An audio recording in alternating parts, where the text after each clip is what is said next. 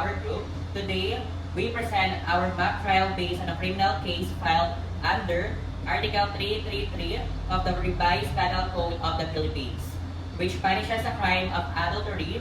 This case is inspired of the television drama Halik, and we have adapted for the purpose of legal dramatization. We extend our heartfelt thanks to our professor, Sir Heron Brian Pastara, for teaching us the essential of criminal procedure and court dynamics. Let me now introduce the member of our cast. Ina Cradel as judge, Sunny Arnido as narrator, Maria Cristina Palacios as stenographer and court clerk interpreter, Jeneline Sapapan as bailiff, prosecutor Sai Alfonso Wilma as prosecutor, Ray Linden Agunting as Ray Cruz, Areza Salaysay as witness, Lea Bartolome as witness, defense side, Joan Novado as defense counsel, Joan Magpantay as accused wife, Sunny Arnido as co-accused, and Jessamine as expert witness. On October 13, 1988, Ray Cruz married Joan Magpantay. In the years following birth of their child, Joan began exhibiting erratic behavior and emotional instability. She eventually engaged in an extramarital affair with Sunny Arnido. Upon discovery, Ray filed a criminal complaint for adultery under Article 333 of the Revised Penal Code. Joan and Sunny are now charged as co-accused in this criminal proceeding. The prosecution will attempt to prove that the accused committed the act of adultery within the lifetime of marriage with full knowledge and intent. Testimonies, medical assessment, and circumstantial evidence will be presented. The defense will attempt to challenge the credibility of the witness and the sufficiency of the proof of carnal knowledge and deliberate in the trial. This courtroom trial will reveal how truth and justice unfold when the trial meets accountability.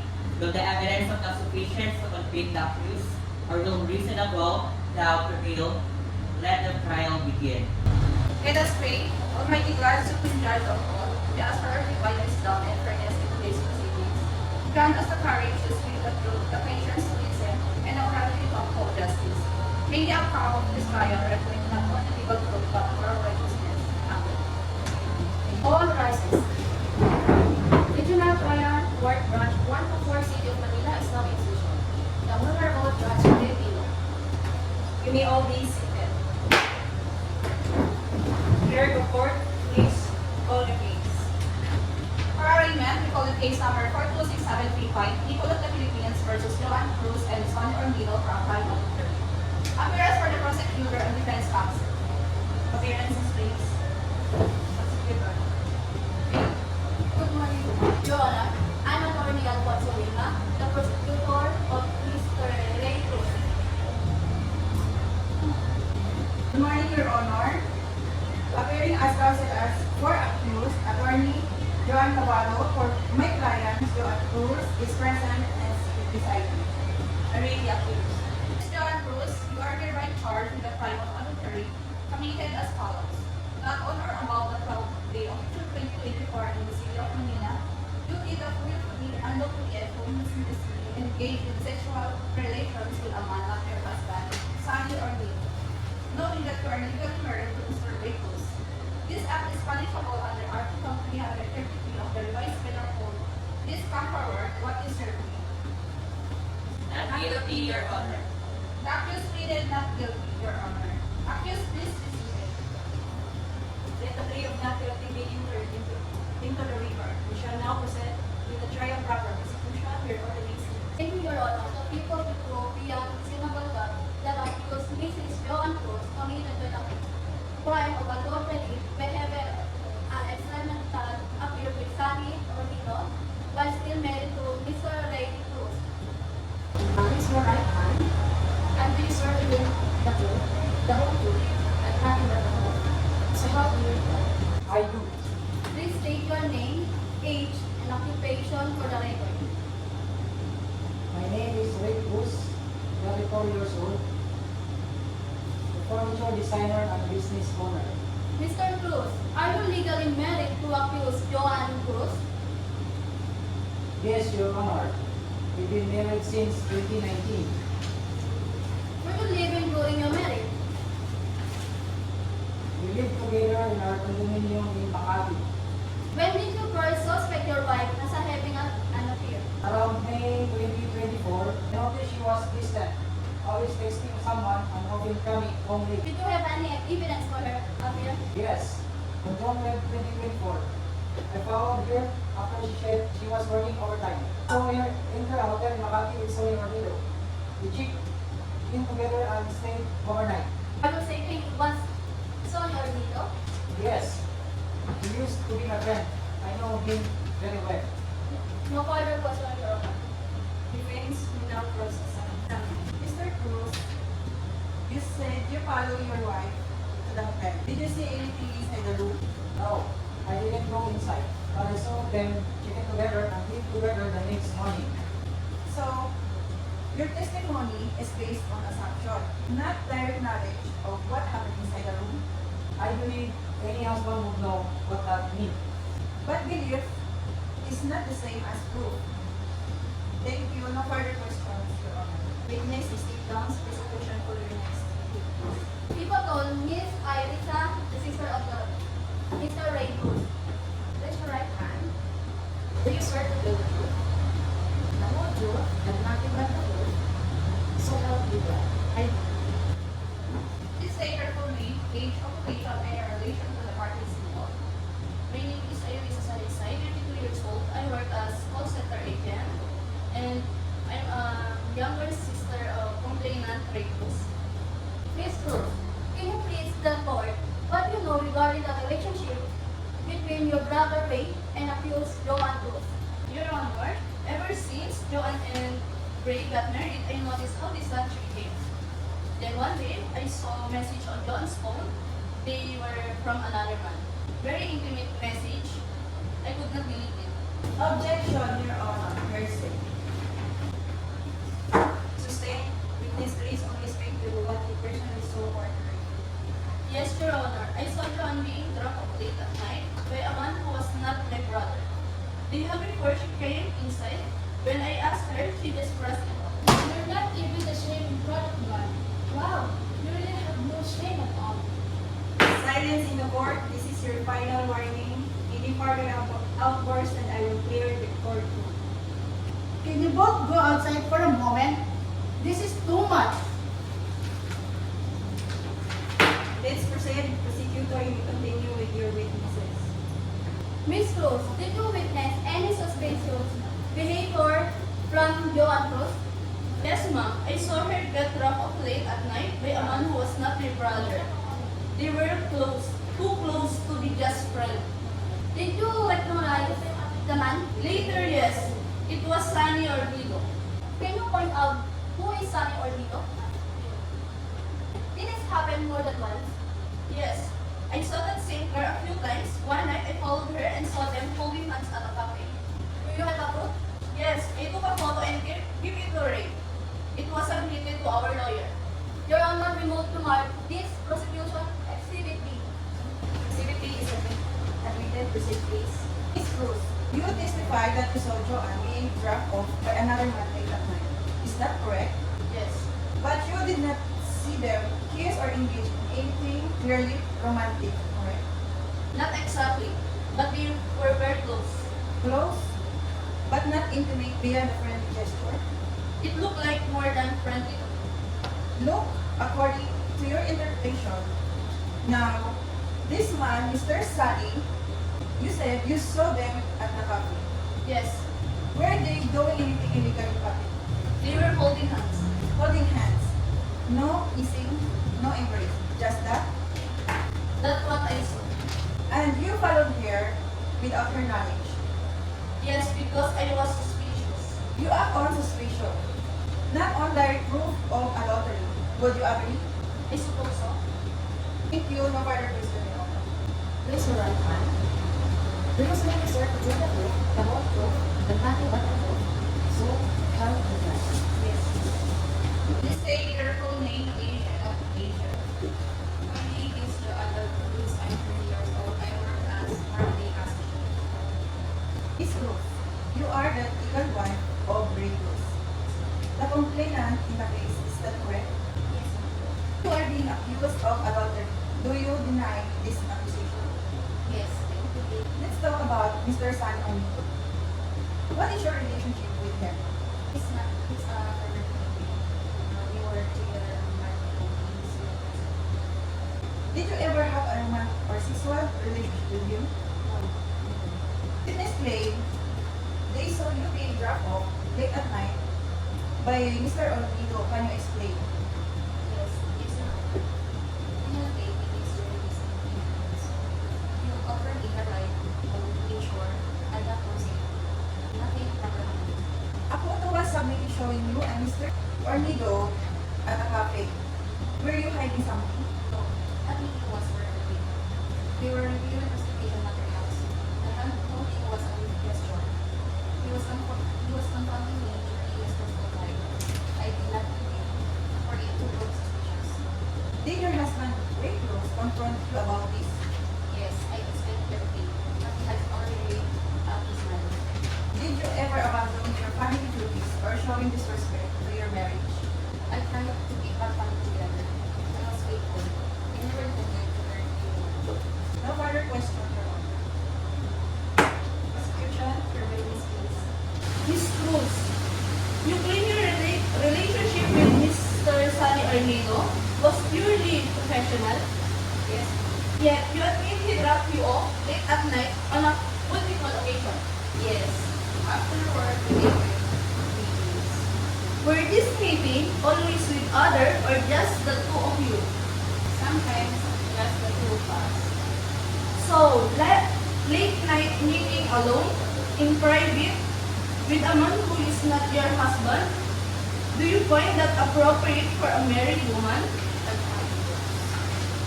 But there was nothing romantic between us. A witness testified seeing you and Mr. Ornido holding hands in a public. Is that normal workplace behavior? It was a moment of comfort. I was stressed. Objection, Your Honor. While testimony we have been mentioned, this question assumes facts not fully established and calls for speculation on what normal workplace behavior is. Overall, witness may answer. Comfort or affection? Objection, Your Honor. Argumentatory. The witness already answered. Sustained, prosecutor, please limit your question to factual observation. Comfort, that's all. Did you ever inform your husband that you were regularly alone with Mr. Ornido? Not every time. No. Why not?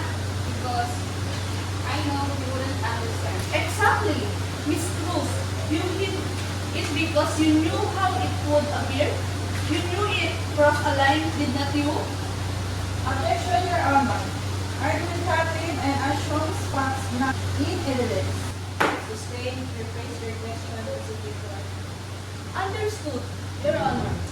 Miss Cruz, can you explain why you choose not to tell your husband about your meeting with Mr. Ornido? I was afraid of being true. Even if there was nothing inappropriate, I didn't want to cause any more damage to an already fragile marriage. No further question, Your Honor. Redirect counsel. Mrs. Cruz, during the prosecutions, you admitted that you didn't always inform your husband about your feelings with Mr. Ornido. Can you explain why? I didn't feel right because I knew how he couldn't react. He was very jealous and often dumped on my emotions. I didn't want to create more problems at home, especially when nothing was happening. So, to be clear, your decision to keep it from his was not because you were hiding an affair, but you avoid unnecessary conflict. That's correct. I was trying to keep the peace in our already fragile marriage. Those meetings and those work meetings with Mr. Ornido, did they continue after you since Ray was becoming suspicious? No, once I confronted me and made it clear he was uncomfortable, I stopped meeting Sunny completely. Thank you. No further questions, Your Honor. The witness is sit down as if they wish to present another witness. Please raise your right hand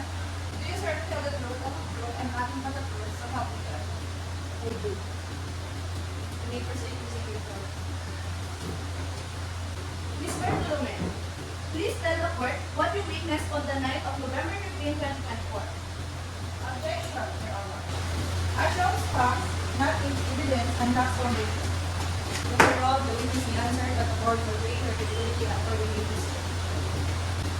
I was at the Ladero Hotel attending a birthday party in one of the thousand rooms. When I saw Mr. Sonny Tornado around 11 p.m. enter the room 304 with a woman, and I immediately recognized it was Joanne Cruz, the accused. Clearly, it is not his wife. They checked in together, holding hands, looking at each other, and they stayed the night. And the next morning, around 6 a.m., I saw them leave the room together. Please, Bartolome, no further question, Your Honor. Defense may proceed with cross-examination. Ms. Bartolome, you said you saw my client and Mr. Ernilo holding hands. But holding hands can sometimes be a bit short of ritual or familiar, right? I suppose so, but from what I saw, it seemed romantic. You said it is true. Then, that holding hands alone is not enough to prove adultery. Objection, Your Honor. The defense is leading the witness argue on facts that have not been proven. This call for a legal conclusion rather than a factual answer. Sustained counsel, please raise your questions so that witness can answer based on what she personally observed without suggesting conclusions. Thank you, Your Honor. Ms. Bartolome, can you please tell the court exactly what you observed between accused and Mr. Ernilo that night, without any assumption? They held hands. He says before entering room 304 at the hotel and stayed inside the room until morning. Thank you. No further questions, Your Honor. Please raise your right hand. Do you swear to tell the truth, nothing but the truth, so help you God? Thank you. Mr. Rodrigo, please state your full name for the record. Sunny Ravina or Nito? Mr. Rodrigo, do you know Joanne Cruz? Yes, we work together for several years. Have you ever met with Mrs. Cruz outside of work? Yes, a few times. Were these meetings professional in nature? At first, yes, And later, we found a close. did you check into a hotel with Mrs. Cruz on the night of November 15, 2024? Yes, I did. Did your wife know about this? No, Why did you hide it? because I knew it was wrong, I was ashamed. Were you in a romantic or sexual relationship with Miss? Objection, Your Honor. The accused cannot be compelled to incriminate himself. Sustained, the accused requests not to answer under his right and self-confirmation. Mr. Onido, do you wish to answer the last question? No, Your Honor, I invoke my right against self-incrimination under the Constitution. Farewell, the witness may refuse to answer the same. No further question, Your Honor. Defense will now cross-examination of witness. Mr. Ernilo, just to clarify, you chosen to invoke your right against self-incrimination. That is your constitutional right, sir. Yes, ma'am. You are under no legal obligation to answer questions that may incriminate you. That's correct. Now, earlier you stated that you and Mrs. Cruz work together professionally. Can you describe the nature of your work relationship? We were both involved in administrative and project coordination duties. We often collaborated. Would you say you were close friends? Yes, over time we made friends. Were your meetings always in private places, like hotels? No, most meetings were in public, coffee shops, work-related venues. The hotel incident was an exception. I choose not to elaborate further earlier. Was that because of legal advice? Yes, I was advised to invoke my right and avoid self-incrimination. You understand that invoking your right is not an admission of guilt. Yes, ma'am, I did. Thank you. No further questions, Your Honor. The witness is sit down. Please raise your right hand. Do you solemnly swear to tell the truth, the whole truth, and nothing but the truth, so help you God? Yes. Please state your name and profession for the record. I am Dr. Desiree Poison, a licensed psychologist, a specialist in mental and behavioral psychology. How long have you been practicing in your field? For over 10 years, I currently focus on emotional trauma, development cases, been recognized as an expert witness in court before? Yes. On multiple occasions in both family and criminal court settings. Doctor, did you evaluate any findings involved in this case? Yes. I conducted psychological assessment of Mrs. John Cruz and Mr. A. Cruz, as requested by the court. What did you observe in Mrs. Cruz? Mrs. Cruz exhibited signs of emotional stress, unresolved guilt, and internal conflict, often seen in individuals experiencing extramarital affairs. She acknowledged her feelings of attachment and satisfaction in her marriage. How about Mr. Cruz? He displayed classic symptoms of betrayal, trauma, anxiety, distress, and low self-esteem. These responses suggest significant emotional damage caused by perceived infidelity. In your expert opinion, was the relationship between Mrs. Cruz and Mr. Ornido purely professional? Based on Mrs. Cruz's responses and behavioral indicators, no. Her emotional attachment and secrecy point to our intimate relationship beyond professional boundaries. Would such a relationship likely have a psychological impact on her spouse? Yes, infidelity often leads to psychological trauma, especially when there is deception involved. It can cause long-term emotional harm and destabilize one's sense of trust and identity. Thank you, Doctor. No further question, Doctor. Defense will now cross-examine the witness. Dr. Doss, you mentioned that you evaluated Mrs. Joan Cruz and Mr. Cruz, correct? Yes, that's correct. Did you personally interview Mr. Simon? No, I did not. So your opinions about the accused relationship with Mrs. Cruz are based solely on Mrs. Cruz's statement and behavior. Yes, I agree. Isn't it true that such evaluation can be subjective and influenced by the person on their perspective? That can happen. But professional assessment aims to minimize bias.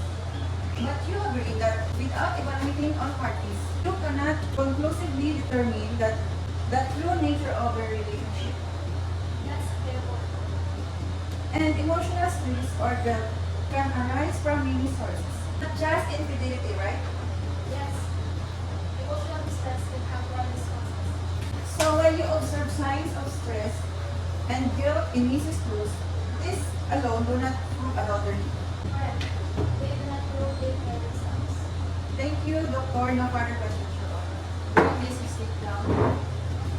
Your Honor, at this time, the prosecution would like to present Exhibit B for the identification and admission into evidence. Please proceed. Exhibit B is a copy for the hotel receipt from Ladera Hotel for room 304, dated at November 15 to 16, 2024, indicating a check-in at 11:05 p.m. and check-out at 6:10 a.m. The receipt show the names Sonny Ornido and Joan Cruz as against. Hands this exhibit to the witness.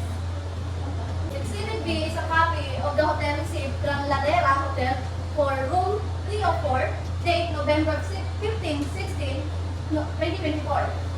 Ms. Cardoso, is this the same document you reviewed during your evaluation? Yes, Your Honor. This is a document I examined. No further question on this exhibit. Your Honor, we have to admit exhibit B into evidence. Now, objection, Your Honor. Exhibit B is admitted into evidence. You have confirmed that Exhibit B is a copy of a hotel receipt from Ladera Hotel, correct?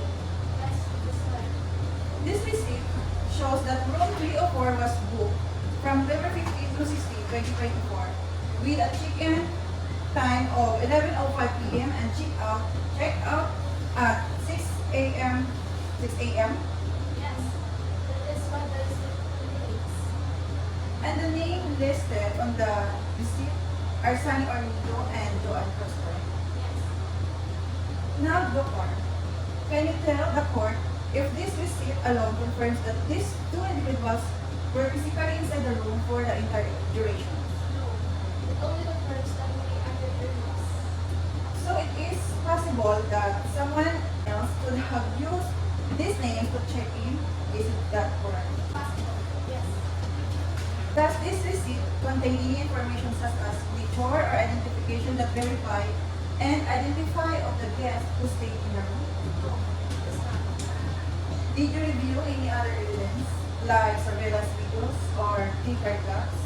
Key card logs to confirm who actually occupied room 3 or 4 during that time? No, I did not. So, based on your evaluation, can you say with certainty and Manuel Nido and Joan Cruz were together in that room during those hours? No, I cannot say that is Would you agree then that Exhibit B only proves that the room was booked under those names, but not that the two individuals were physically present together? yes, that is correct. Thank you, Doctor. No further questions.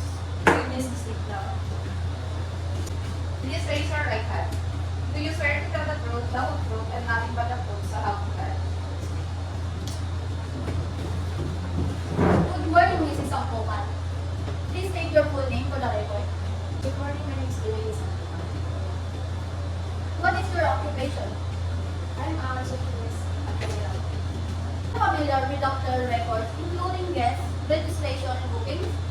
Yes, I am a guest check-out, check-out, and between 30 minutes. On November 15, 2024, was there a booking under the name Sunny Ornido and Joan Cruz for the room 304?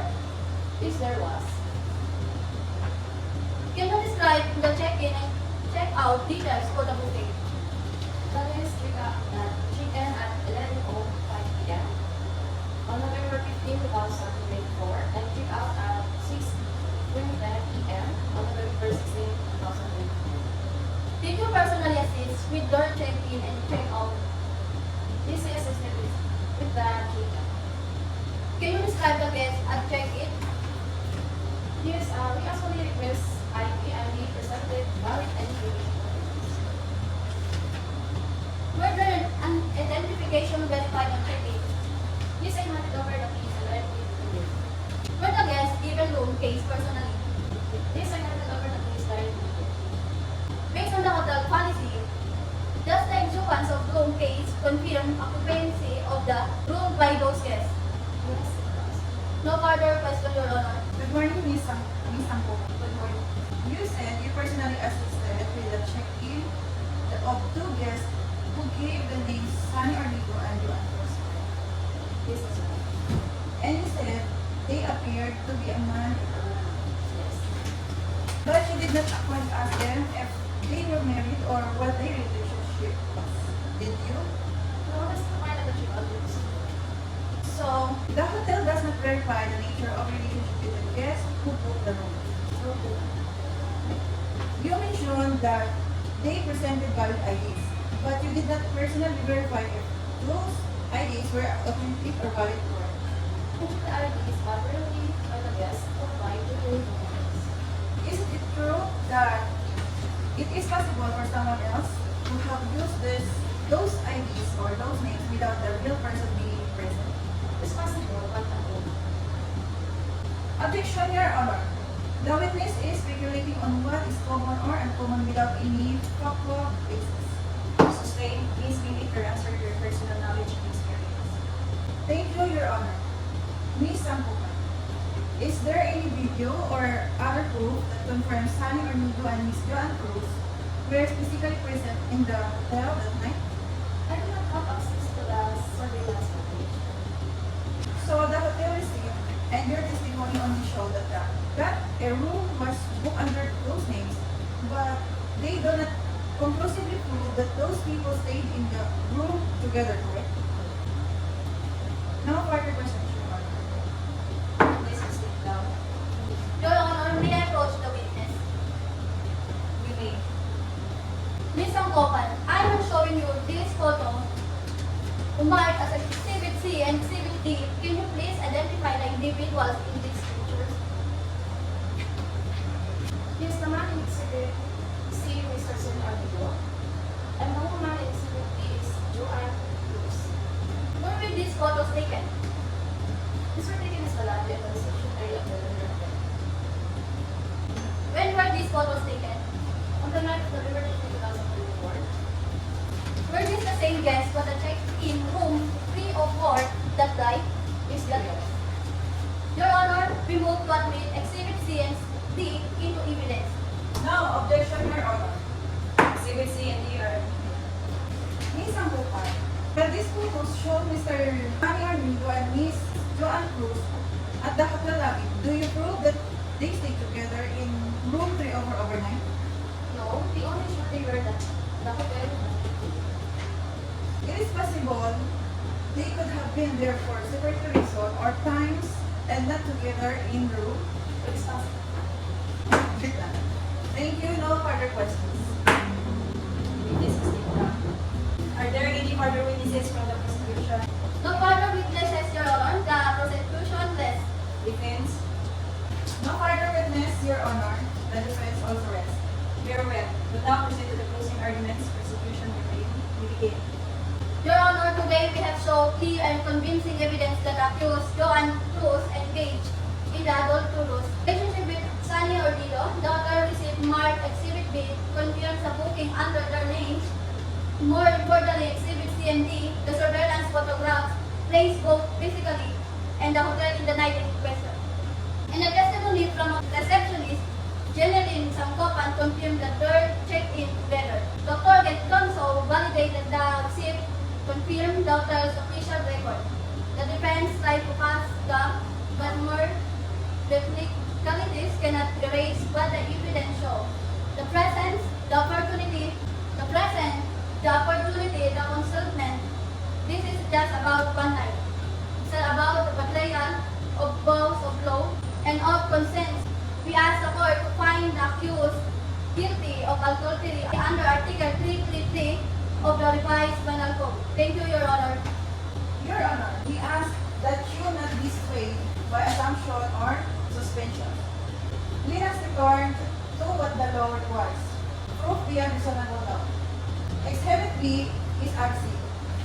It shows names, not actions. Exhibit C and D are photos of two people at the hotel, but there is no surveillance from inside the room. No witness to any act, and no clear evidence of sexual relation or cohabitation, which the law requires.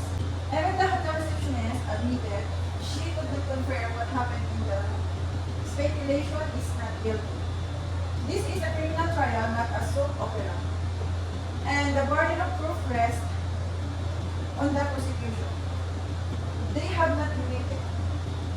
We respectfully ask for an acquittal. Thank you, Your Honor. The court listened carefully to the evidence and the arguments of both sides. The prosecution presented at the hotel records and photographs showing the accused in the company of a man, not her husband. The defense raised concerns about the sufficiency of this evidence to prove the required elements of adultery under Article 333. After careful deliberation, this court finds the accused, Joanne Cruz, guilty beyond reasonable doubt of guilty. The penalty of adultery is prison correctional and is minimum and maximum hearings. Accordingly, this court sentences the accused of 2 years in total imprisonment.